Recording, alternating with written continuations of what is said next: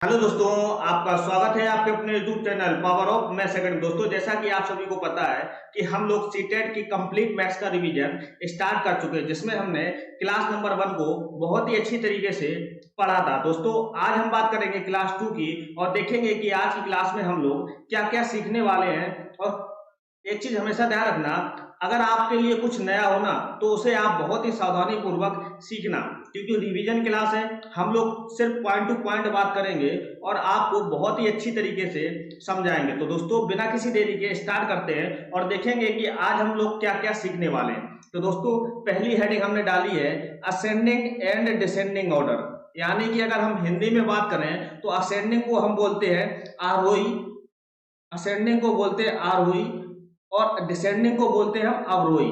दोस्तों, इससे सवाल आपके एग्जाम में बनते बनते हैं, ठीक है। आरोही और अवरोही और ऑर्डर को क्या बोलते हैं? क्रम। यानी कि आपके सामने एग्जाम्पल दिए जाएंगे, कुछ क्वेश्चन दिए जाएंगे, उनको बताना होगा कि आरोही क्रम में लगा दो, और दूसरा पूछा जाएगा कि अवरोही क्रम में लगा दो। तो बहुत ही ध्यान से समझेंगे। आप सबसे पहले जान लीजिए कि आरोही क्रम होता क्या है आखिर में। आरोही क्रम और अवरोही क्रम क्या होता है, बड़ा ध्यान से समझेंगे। आप मुझे बताओ, आरोही और अवरोही में कौन बड़ा है? आप कहोगे इसमें देखो 3 लेटर है और इसमें कितने लेटर हैं? 4 लेटर है। यानी कि जो बड़ा है ना, जो बड़ा है, तो आपको क्या करना है, बड़ा ध्यान से ट्रिक समझिएगा। अगर आरोही अवरोही जो है ना, अवरोही हमारा 4 लेटर का यानी कि बड़ा है, तो हम लोग क्या करेंगे, बढ़ते से घटते क्रम में जाएंगे, बढ़ते से घटते हुए क्रम में जाएंगे, ठीक है। और जो छोटा है यानी कि छोटा है, तो हम घटते से बढ़ते क्रम में जाएंगे, इसका अपोजिट कर देंगे, घटते से बढ़ते हुए क्रम में जाएंगे, तो वो क्या कहलाता है? आरोही क्रम कहलाता है। और जो अवरोही है, अवरोही का मतलब क्या होता है? बढ़ते से घटते क्रम में। जब भी इस टाइप का सवाल आए तो आप लोग सिर्फ इतना ही ध्यान देना कि आरोही और अवरोही में कौन लेटर बड़े हैं। आप कहोगे अवरोही का बड़ा है, यानी कि बड़ा है तो बढ़ते से घटते हुए जाएंगे, और जो छोटा है तो यानी कि घटते से बढ़ते हुए जाएंगे। बस इतना ही ध्यान रखना है, आपका जीवन सरल हो जाएगा। चलिए, हमने कुछ एग्जाम्पल दिए गए हैं। जैसे आपके सामने पहला एग्जाम्पल कहता है, इसको दोनों क्रम में लगाना है, आपको आरोही में भी लगाना है और अवरोही में भी लगाना है। सबसे पहले हम कहते हैं कि इसको आरोही क्रम में लगा दो। अगर आप आरोही क्रम में लगाओगे ना, तो आप मुझे तो आरोही का मतलब क्या होता है, सबसे पहले आपको छोटा नंबर लिखना है, यानी कि घटते हुए, घटते से बढ़ते, घटने का मतलब सबसे पहले छोटा नंबर लिखना है। आप मुझे तो इसमें छोटा नंबर है क्या? आपको कि सबसे पहले छोटा नंबर जो है हमको दिख गया 1819 है। सबसे पहले छोटा नंबर लिखेंगे 1819, ठीक है। अब मुझे तो इसके बाद में कौन है? आपको कि 8713 है। इसके बाद में क्या है? 8713 है। 8713। अब इसके बाद में क्या है? 8899 है। अब इसके बाद में 8899 लिखेंगे, फिर क्या है? आपको 9712 है। 9712 है। इतनी बात समझ गए? ये आरोही क्रम हो गया। इसी प्रकार से अगर मैं इसको आरोही क्रम में लगाना चाहूं, तो आप मुझे तो सबसे पहले छोटा नंबर लिखेंगे। सबसे पहले छोटा नंबर है कि आप कहोगे 1429 है। आप कहोगे 1429, ये आरोही क्रम हो गया। अब इसके बाद में 1429 के बाद में कौन बड़ा है? आप कहोगे 2392 है। ये आपने 2392 लिख दिया। फिर इसके बाद में आप कहोगे 7419 है। आप लिख दोगे 7419 लिख दोगे। अब सबसे लास्ट में क्या है? 12119 है। आप क्या करोगे? 12119 लिख दोगे। ये बच्चा क्या हो गया? आरोही क्रम हो गया, यानी कि छोटे से बढ़ते हुए क्रम में, यानी कि छोटे से बढ़ते हुए क्रम में लिखेंगे तो हम लोग क्या कहलाएगा? आरोही क्रम कहलाएगा। अगर मैं अवरोही क्रम की बात करता हूं, तो अवरोही क्रम क्या होता है? इसका जस्ट अपोजिट होता है, यानी कि सबसे पहले बड़ा नंबर लिखना। दोनों एग्जाम्पल के बड़े नंबर कौन है? आप कहोगे सबसे बड़ा नंबर क्या है? आप कहोगे 9712 है। आप सबसे पहले 9712, फिर उससे छोटा क्या? आप कहोगे 8899, फिर उससे छोटा क्या? आप कहोगे 8713 है। मतलब उसको पलट दो, बस वही अवरोही क्रम हो जाता है। फिर क्या है सबसे लास्ट में? 1819। अवरोही क्रम में क्या है? सबसे पहले लास्ट में क्या आएगा? छोटा नंबर। अवरोही क्रम में क्या आएगा? सबसे लास्ट में बड़ा नंबर आएगा। ये चीज ध्यान रखना। अब बात करेंगे हम, अगर मैं दूसरे एग्जाम्पल की, उसको भी अवरोही क्रम में लगाना, तो सबसे पहले बड़ा नंबर क्या है? आप कहोगे 12119 है। आप कहोगे 12119 हो गया। फिर उसके बाद में 7419 है, ठीक है। फिर इसके बाद में क्या है? 2392 है। फिर इसके बाद में क्या है? आप कहोगे 1429 है। इतनी बात समझ गए? तो आरोही और अवरोही क्रम से अगर आपके एग्जाम में सवाल आते हैं ना, तो अब आप उसे आसानी से कर लेना। सीधा सा एक चीज ध्यान रखना कि आरोही और अवरोही में कौन लेटर बड़े हैं। आपको कि अवरोही का बड़ा है, अवरोही बड़ा है तो यानी कि सबसे पहले बड़ा नंबर लिखना है, फिर उससे छोटा, फिर उससे छोटा, फिर उससे छोटा, फिर उससे छोटा, ऐसे करते करते चले जाना है, यानी कि बढ़ते से घटते हुए क्रम में जाना है। ठीक है, अगर मैं आरोही की बात करता हूँ, आरोही छोटा है यानी कि सबसे पहले छोटा नंबर, फिर उससे बड़ा, फिर उससे बड़ा, फिर उससे बड़ा, फिर उससे बढ़ता, यानी कि छोटे से बढ़ते हुए क्रम में आपको जाना है, वही हमारा आरोही क्रम कहलाता है। और बढ़ते से घटते हुए क्रम में जाना है तो वही हमारा अवरोही क्रम कहलाता है। आई होप आपको समझ में आया होगा। चलिए हम नेक्स्ट हेडिंग के बारे में समझेंगे। सब अब आपके एग्जाम में क्या क्या आता है, आपके एग्जाम में पूछा जाता है कि बता दो भैया आवाज संख्या की जांच करना कैसे। आपसे पूछा जाएगा, मान लो एग्जाम्पल मैंने ये समझाया है कि 179 दे रखा है, ठीक है, अब आपको बताना यह है कि ये आवाज संख्या है कि नहीं है, कैसे जांच करेंगे। आपके सामने बड़े बड़े नंबर्स दिए जाएंगे तो आपको जांच करना होगा ना कि आपको पता है कि आवाज संख्या क्या होती है, ऐसे नंबर्स जिनके केवल दो गुणनखंड होते हैं। मैंने पिछली क्लास में समझाया था आवाज संख्या यानी कि प्राइम नंबर। अब आपके सामने बड़े बड़े नंबर दिए जाएंगे तो आप फैक्टर तो करना आता नहीं होगा ना, आवाज गुणनखंड नहीं कर पाओगे आप मुझे बताओ, जब फैक्टर नहीं कर पाओगे, गुणनखंड नहीं कर पाओगे, तो कैसे चेक करेंगे कि ये हमारी संख्या आवाज संख्या है कि नहीं। मैंने छोटे से एग्जाम्पल से समझाया, जैसे आपके सामने लिखा है 179, तो आपको जरा ध्यान से समझना। सबसे पहले आपका नंबर क्या है, 179। अब इस 179 को देखना ध्यान से। अब आपको स्क्वायर तो याद होंगे, नहीं याद है तो 30 तक स्क्वायर याद कर लो। अब आपको देखना है कि 179 जो है ना वो किस नंबर के स्क्वायर से छोटा है। आप देखोगे 13 का स्क्वायर कितना होता है, 169, ये बड़ा हो गया। यानी कि ये जो नंबर है ना 14 का स्क्वायर क्या होता है, 196 होता है। इसका मतलब 14 के स्क्वायर से ये छोटा है। जैसे ही आपने पता कर लिया कि ये नंबर जो भी आपका दिया है वो किस नंबर के स्क्वायर से छोटा है, बस वहीं तक लिख देना। ठीक है, आपको पता चल गया कि ये 14 के स्क्वायर से छोटा है। ठीक है, अब आपको क्या करना, जो भी नंबर के स्क्वायर से छोटा है ना, यहाँ कितना नंबर है 14, आपको कुछ नहीं करना, 14 से पहले जितने भी आवाज नंबर है ना वो लिख दो। सबसे पहले आवाज संख्या क्या आती है, आपको 2 आती है, फिर उसके बाद में 3, फिर 5 आवाज संख्या मैंने बताई है ना, फिर 7, आप कहोगे 9 है क्या, आप कहोगे 9 हमारी आवाज संख्या नहीं है। क्यों, क्योंकि इसका एक भी फैक्टर है, फिर 3 से भी कटता है, फिर स्वयं से भी कटता है, इसके 3 गुणनखंड हो गए। लेकिन आवाज संख्या के गुणनखंड कितने होते हैं, 2, यानी कि 9 नहीं है। 7 के बाद में फिर क्या आएगा, फिर आप कहोगे 11 आएगा। 11 के बाद में क्या आएगा, आप कहोगे 13 आएगा। अब 13 के आगे नहीं लेना, हमको वहीं तक लेना है जहां तक के नंबर के स्क्वायर से ये छोटा है। ठीक है, अब हमारे सामने कितनी आवाज संख्या आ गई, ये आ गई। ठीक है, अब आपको कुछ नहीं करना, जो भी आपको नंबर दिया गया 179, आपको देखना है कि क्या किसी भी नंबर से ये कट रहा है। जो भी हमने आवाज संख्या निकाली है उस नंबर से ये कट तो नहीं रहा है। अगर कट रहा है तो ये हमारी संख्या आवाज संख्या नहीं होगी, अगर नहीं कट रहा है तो ये संख्या हमारी आवाज संख्या होगी। आप 2 से काट के देखो, देखो लास्ट में 2 से वही कटता है जिसके लास्ट में 0 हो या 2 हो या 4 हो या 6 हो या 8 हो। ठीक है, यहाँ देखो 9 है, इसका मतलब 2 से तो हमारा ये नहीं कटेगा। 3 से काट के देखो, 3 18 होता है, नहीं, 3 5 15, 15 2 17, 29 हो गया। 3 के पाड़े में 29 नहीं आता है, इसका मतलब 3 से भी नहीं कटेगा। 5 से कटने का नियम क्या होता है, लास्ट में 0 होना चाहिए या 5 होना चाहिए, ये सब मैं आगे बताऊंगा। देखो 0 5 तो है ना, इसका मतलब ये 5 से भी नहीं कटेगा। 7 से काटो, 7 दूनी 14, ठीक, कितना बचा, 3 बचा, 39 हो जाएगा। अब मुझे तो 7 गुना 35, 7 छंग 42, 39 नहीं आता पाड़े में, तो ये 7 से भी नहीं कटेगा। 11 से काट दो, 11 एकम 11, कितना बचा 6, 6 और 9 कितना 69 होता है। 11 छक्का 66 होता है, 11 77 होता है, यानी कि 11 से भी नहीं कटेगा। अब 13 से काटो, 13 एकम 13, कितना बचेगा 4 बचेगा, 4 और 9 कितना 49, 13 तिया 39 होता है, 49 तो होता नहीं। 13 तिया 39, 13 चौको 52, 49 नहीं आता ना 13 के टेबल में, इसका मतलब ये 13 से भी नहीं कटेगा। देखो किसी भी नंबर से नहीं कट रहा है, इसका मतलब जो भी नंबर दिया गया 179 ये हमारी कैसी संख्या है, ये हमारी आभास संख्या है।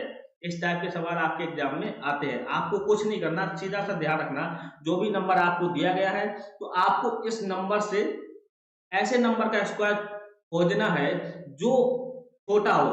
आप मुझे तो ऐसे नंबर का स्क्वायर, जैसे मैंने बोला कि यहाँ 179 दे रखा है, 179 13 का स्क्वायर कितना होता है 169, लेकिन ये बड़ा हो गया, आपको छोटा इसको बनाना है, ऐसे नंबर का स्क्वायर खोजना है जिसको इसको छोटा बना दो बस। आपको 14 का स्क्वायर 196 होता है, इसको मैंने छोटा बना दिया। अब मुझे तो जब आपने छोटा बना दिया तो 14 से पहले जितने भी आवाज संख्या है उसको लिख दो। उसको लिखने के बाद आप देखो जो भी मैंने आवाज संख्याएं लिखी हैं क्या दिए गए नंबर को काट रही हैं। अगर दिए गए नंबर को काट रही है तो वो हमारी अभाज्य संख्या नहीं होगी। अगर वो किसी भी नंबर से नहीं कट रही है तो वो संख्या हमारी अभाज्य संख्या होगी। आई होप दोस्तों आपको बहुत ही अच्छे से समझ में आया होगा। चलिए हम बात करते हैं नेक्स्ट पॉइंट की। तो नेक्स्ट पॉइंट हमारा क्या कहता है, एग्जाम में आपके सामने पूछा जाता है फेस वैल्यू क्या होगी। अब फेस वैल्यू को हम क्या बोलते हैं, फेस वैल्यू का हिंदी मान क्या होता है, जातीय मान। आपको एग्जाम में जातीय मान के बारे में पूछा जाता है। तो जातीय मान निकालना हमारे लिए दाएं हाथ का खेल है। कैसे, आप मुझे बताओ किसी भी नंबर का जातीय मान, जाति से ध्यान रखो, किसी भी आदमी की जाति तो वही रहेगी, चाहे भले ही फेयर एंड लवली लगा के वो गोरा क्यों हो जाए, रूप बदल सकता है लेकिन जाति तो वही रहेगी। आपसे किसी भी नंबर का जातीय मान यानी कि फेस वैल्यू पूछा जाता है तो वह नंबर स्वयं ही होता है, इतनी बात ध्यान रखना। जैसे मैंने यहाँ वो लिखा नंबर 13,705, अगर मैं पूछता कि 7 की जातीय मान क्या होगा, 7 की फेस वैल्यू क्या होगी, तो अगर आप फेस वैल्यू की बात करोगे तो 7 की फेस वैल्यू क्या होगी, आप कहोगे 7 ही होगी।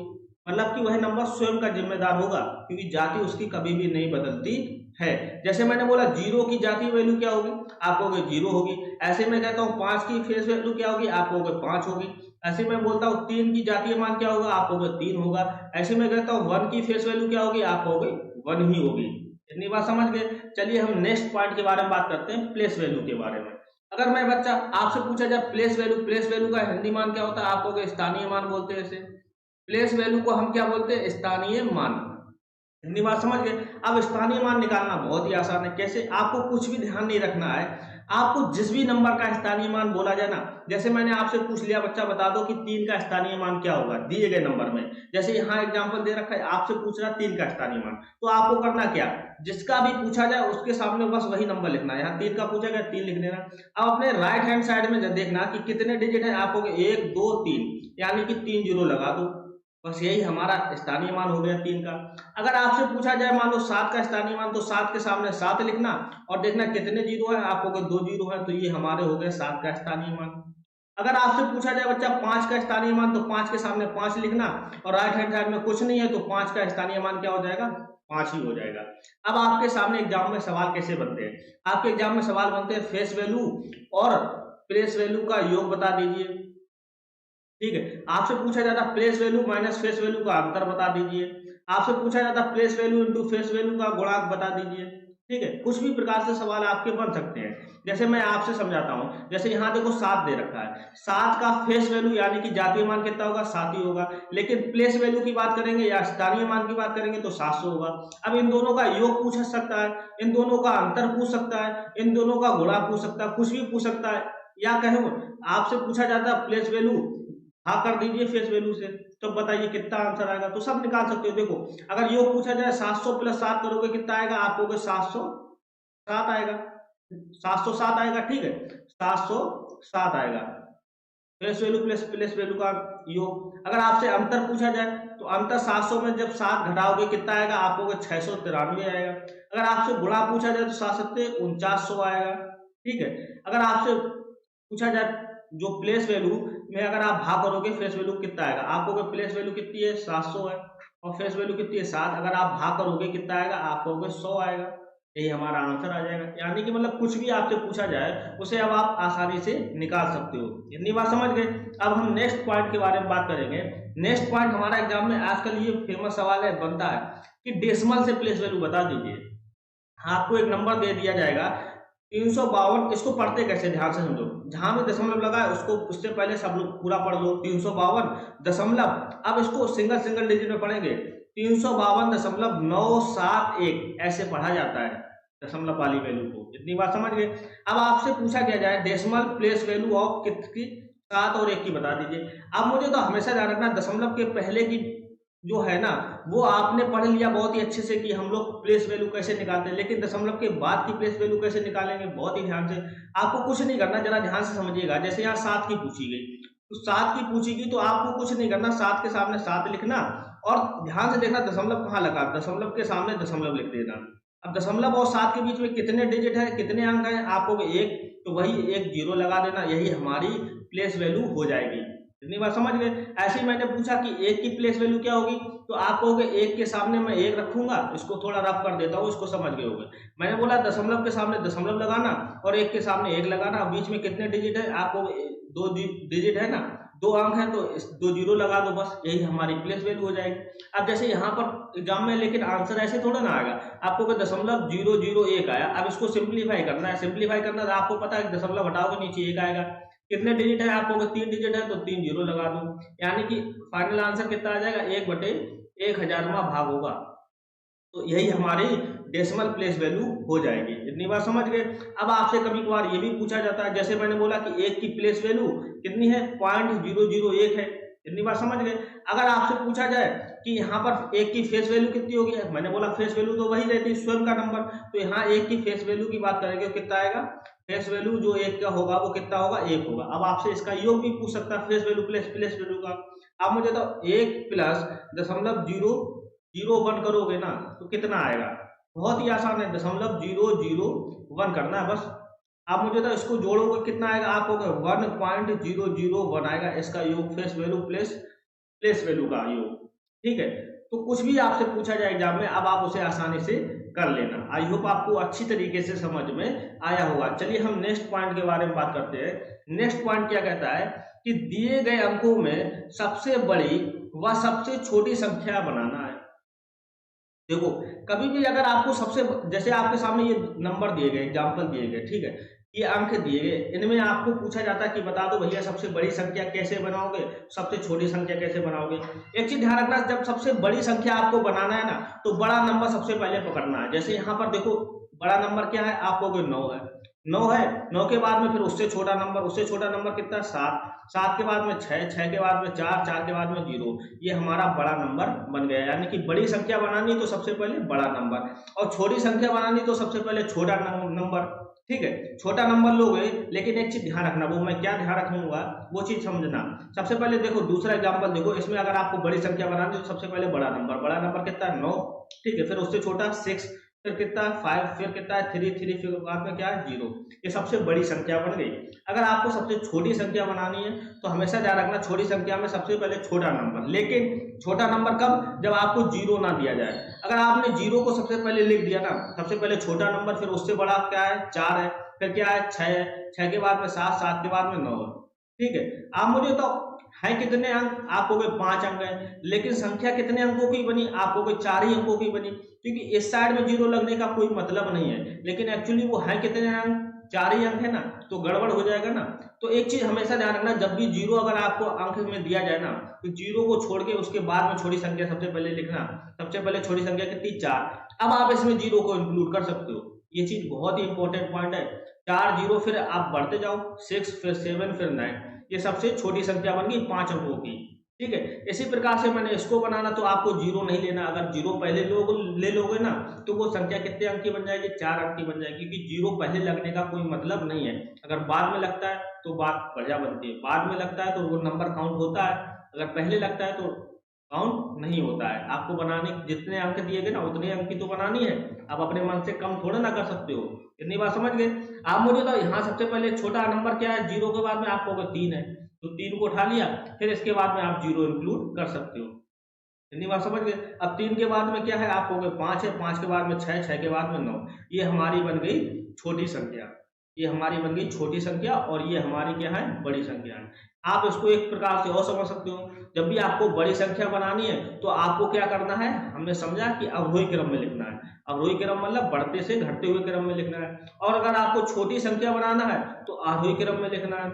आरोही क्रम में मतलब छोटे से बड़े की ओर लिखना है। ठीक है, लेकिन सबसे पहले छोटा नंबर हमारा 0 नहीं होगा। अगर 0 रखोगे तो वो संख्या जो होगी 5 अंकों की बजाय 4 अंकों की बन जाएगी और सवाल गलत हो जाएगा। लेकिन हाँ, एक चीज बड़ा ध्यान से रखना, आपके सामने जो ऑप्शन दिए जाएंगे उसमें ऑप्शन में ये होगा, आपको ये ऑप्शन बिल्कुल भी मार्क नहीं करना है। इतनी बात समझ गए। आई होप दोस्तों आपको बहुत ही अच्छी तरीके से समझ में आई होगी आज की क्लास, और आपने बहुत कुछ सीखा होगा। जिस जिस टाइप के सवाल बनते हैं ना आपके एग्जाम में, मैंने वो सारे समझाने का प्रयास जरूर करूंगा।